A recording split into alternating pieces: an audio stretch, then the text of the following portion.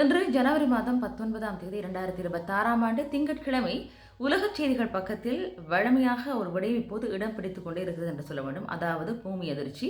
உலகளாவிய ரீதியில் ஒவ்வொரு இடத்திலும் பூமி அதிர்ச்சி மீண்டும் மீண்டும் நிகழ்ந்து கொண்டே இருக்கிறது. இதனால் பலவிதமான மக்கள் பாதிப்புக்கு உள்ளாகின்றார்கள். அந்த வகையில் திபெத் நாட்டில் அண்மையில் ஒரு பூமி அதிர்ச்சி பதிவு செய்யப்பட்டது. அதே போல ஒரு பூமி அதிர்ச்சி இன்றைய நாளும் இடம்பெற்றிருக்கிறது. திபெத்தில் ஏற்பட்ட இந்த நிலநடுக்கம் ரிக்டர் அளவில் 4ஆக பதிவு செய்யப்பட்டிருப்பதால் ஒரு தகவல் இப்போது உலகச் செய்திகள் பக்கத்தில் வெளியாகியிருக்கிறது.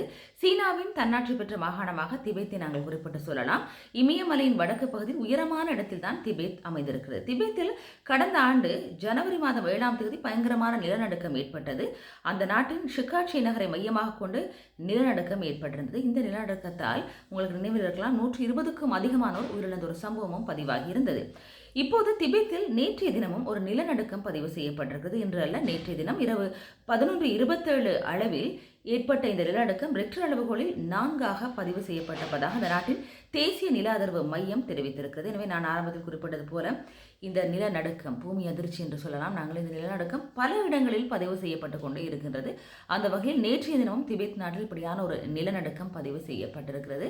எனவே டித்வா சூறாவளி இப்படியான பல பேரழிவுகள் உலகளாவிய ரீதியில் இன்று வரை ஏற்பட்டு கொண்டே தான் இருக்கின்றன. இயற்கை அனர்த்தங்களை நிச்சயமாக நாங்கள் கட்டுப்படுத்த முடியாது. அப்படியான இயற்கை அனர்த்தங்கள் இன்று வரை ஏற்பட்டு கொண்டு தான் இருக்கின்றன. இதனால் பல பொதுமக்களும் உயிரிழக்கும் சம்பவங்களும் பதிவாகி கொண்டிருக்கின்றன. எனவே இப்படியான தகவல்களை பார்க்கும்போது கொஞ்சம் எங்கள் மனதுக்கு வருத்தமாக இருந்தாலும் சில நேரங்களில் சில தகவல்களை பார்க்கும்போது இப்படியெல்லாம் நடக்கிறதா என்று ஆச்சரியத்திற்கு உள்ளாகும் தகவல்களும் வெளியாகி கொண்டே இருக்கின்றன இந்த சமூக வலைதளங்கள் பக்கத்தில்.